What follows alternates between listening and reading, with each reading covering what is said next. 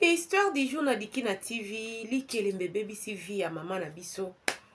Ani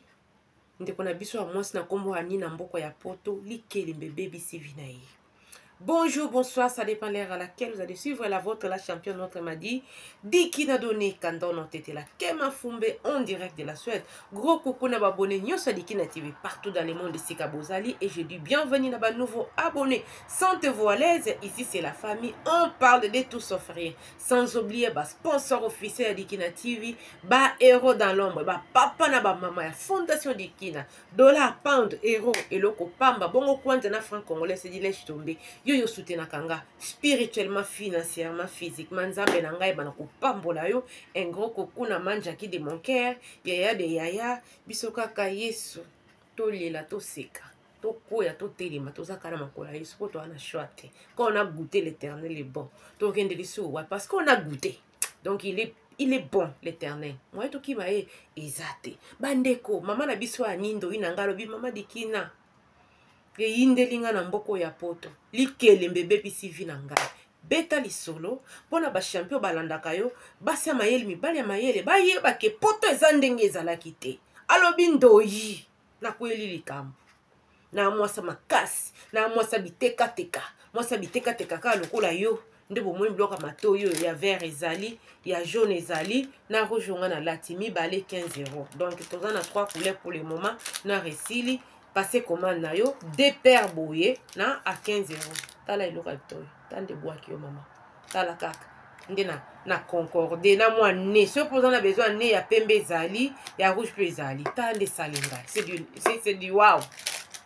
Bandeko, ndawe nanga lobi likelembe sali nini? Et baby CV na mboko ya poto beta lisolo po bato basala lokola nga bakoya na mutambu te alobi mama na mwasi makasi mwasi bitekateka mwasi oyo penza na fandisa makam na mboko ya poto moi 500 $ ko uta pe Afrique ye moi mbongo pe ko sala na babitekateka sala ke na kota likelemba ya 1500 € toza 12 donc toza 12 mois de l'année ko banda na janvier donc tinde to banda janvier yeba ke to bandi mbala mo donc ezali kelemba oh to sali yango mwa bambula donc oyo esika likame kweleli ngai 4e année yango yo mama dikina ngana zalaki deuxième personne ya kolia likelemba bande ko betela ye calcul 1500 x 12 esali combien si je me trompe pas 1500 x 12 1500 15 000 18 000 €, hein? 18 000 €. 18 000 €. 1500 x 10. Oui, 18 000 €. Bande konangai, ye alie mutu ya mibali. Na muta mibale o alie, boyebi ka ndenge zalaka. Donc habitude te me koma habitude, batila ka mbongo na compte. Et puis tout o ya senga ki te botila nga mbongo na compte. Parmi bato batila ki mbongo na compte bato 10. Donc 1500, 1500, 1500, bou, totalité 15 000 € na compte. Wow. Batumi bale kaka par rapport boyebi ka bamboka oyo moyen zala kite ba pesa ki yango oye na maboko. Et puis tangu ba pesi yango na maboko.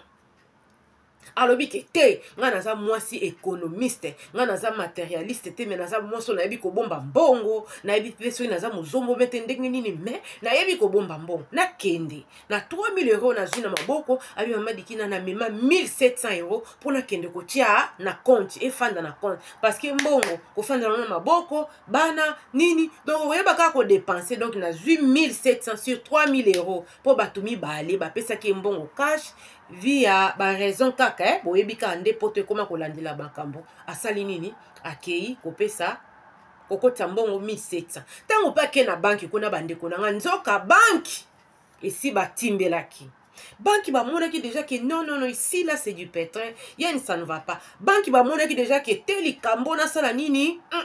to e bande nya kolandela ngo nzoka bande kolandela ngo par rapport ya bambongo bande komona donc ko justifier traçabilité ya mbongo ezalaki te omona ka mbongo ekote bubu boyebi kali kelema ndenge ezalaka bande konanga ndeko mwa sasalaka atekaka pe babiloko ne ya mike banki etuniye tanga ke kotika mbongo ake penza sala nini atika mbongo akota mbongo na compte na ye nde siko banki atuniye par rapport nde bande ko solola abi est-ce qu'on peut aller à côté muto azalaki na caisse atika likaka na caisse mutu mususu azwi donc na mwa biro kaka na banki ko basala nini bameka kotuna eke non tomoni mbongo ekoti na moins d'une semaine mbongo ekoti na somme moko ezali colossal donc tolingi toyeba d'où vient l'argent et tout. Oh non, ndeko na biso Annie ameki ko expliquer une explication nyonso to que non, on fait une tantine sous forme d'association. Mouton nazolo ba OK, d'accord, sous forme d'association. OK, d'accord, pas de quoi, pas de problème boy et tout. Donc Annie a lobby que ça sous forme d'association. Voilà on va dire que les mbezalaka dans les noirs, il y a lobby c'est entre nous les Africains, on s'entraide danaka. Si tu as pour le projet de faire quelque chose, au lieu peut-être de venir emprunter l'argent dans le banque, nous-mêmes on fait les économies pour faire quoi? Pour na kosala, pour na kozongisa, pour na kokende yaya. Muta banki wana bandeko nanga, azondi makaka. Maman na biso ani a déposé 1700 € na 3000 € bapesaki. O etikali atikali na wana maboko bandeko nanga. OK, d'accord. Asali nini? Aki azana deux comptes oya bombaka mbongo na compte courant tanga silisi wana aki asali makambo akotisa banki bo pardon akotisa carte na robot pona ko retirer mbongo bandeko nanga robot emeli mbongo emeli carte a contacter banki na ye asali nini azongi lisusu kuna na banki ba yebise que non toza vraiment na besoin ya ko meka kotala situation encore de près donc après je crois après 48 heures 72 heures donc la solution li kamwe kozala déjà kozwa solution là tout est kozala OK donc ndeko na biso ba retirer ye carte OK a retirer carte ameki kokota pe na système ya nini ya bank pona kosala ni komeka kaka kotala donc ozotala mwa mbongo eza na kati mais oza na accès ya ko déplacer te ya kosala nini te bandeko na ngai 2 jours après mbila aye na ndako mbila aye na ndako mama na biso anya beti koko police afongola ndenga kokamo oh non bazwi signalement na banque baza wana par rapport ya nini oyo babenga ngo nini blanchissement d'argent balingaki bayeba basolola na ye soki aza na temps alobi non problème ezate babandi kotuna ye mbongo oyo oza nango oyo chaki oyo ezokota na banki na est-ce qu'il y a traçabilité bandeko mama na biso ani ndenge bandeko batindelaka ye capture écran ndena yebisaka ba client soko tie tindi na capture écran so mutatieli 1500 atindi capture écran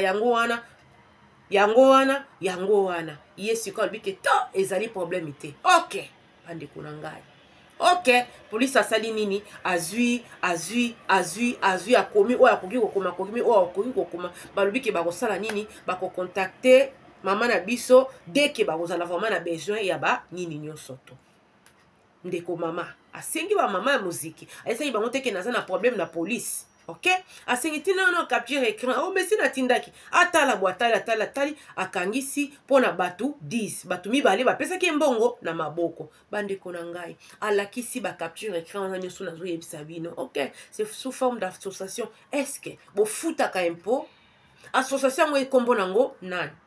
association kombo nango nini président nani ou présidenti nani est-ce que vous êtes reconnu bandeko nanga et komi moulayi et komi tibaye biseke non si tu te sens pas en sécurité to koki kopesa avocat parce que ba mbongo oyo eze retrouvaka na compte na yo eza ba mbongo oyo ezali na traçabilité te il faut to sala ni tozo lutter contre blanchissement d'argent c'est pour cela to kweleli yo bandeko nanga mama simbi mutu mama asimbi mutu mbongo na ye na banki o bato wana nyoso tu batiaki alie mutami bale imaginez-vous aza na accès nango te carte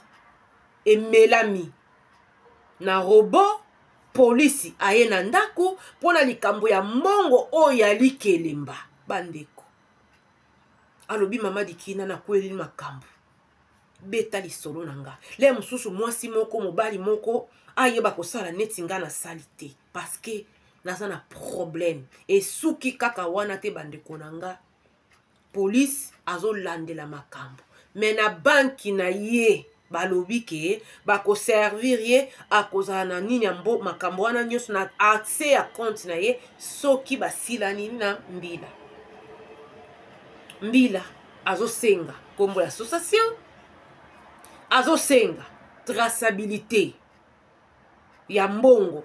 nalakisi ba écran ba capture écran ya bato batielaki nga donc mama dikina du coup likambo ezalaki mpona mutu moko ekomi trace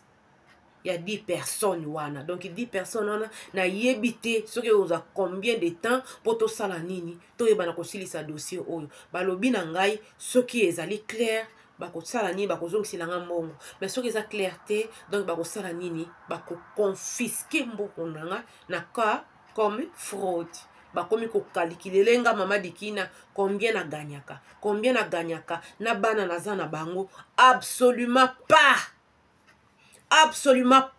mama dikina nakoki kozala na kapasité ya kosala nini ya kozala na tantine oyo biso tobengaka likelemba ya koyeba na kofuta biso toza bata bacarton biso toza bata bitekateka okangisi otindi mbongo eye okangisi donc kaka ndenge wana okoyebisa mundele nini parce que nyonso esalemaka dans le noir naza na kati ya pétrin nafandeli du pétrin afandeli problème aza vraiment na kati ya problème bandeko na ngai bosunga ngai beta lisolo mpo bato bayeba mboka oyo eza lisusu ndenge ezalaki te bandeko. Moi je me rappelle plus de 15 ans tosala likelemba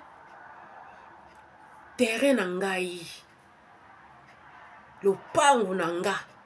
ya liboso na vie tosalaka likelemba à l'époque 10 000 couronnes ezalaka ba valeur neti ya ba 1300 euros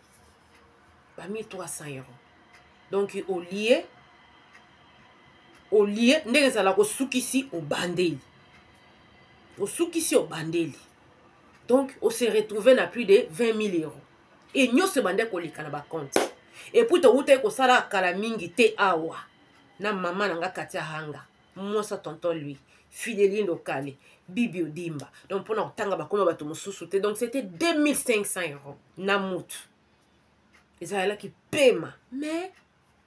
2 ans passés quand on les a neti à les lots donc qui contrôlent besoin dans l'ikanicité ndeko na bisa mwasi ba bloqué quand